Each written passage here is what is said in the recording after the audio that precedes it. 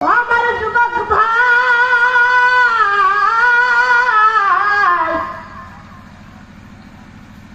আমরা যদি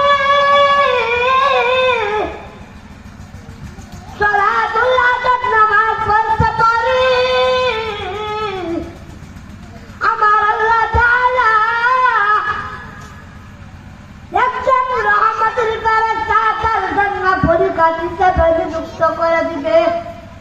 যে কোনো কাজের জন্য ওই ফেরেশতাই তাকে সাহায্য করবে। আর আমি এই কথা বলতে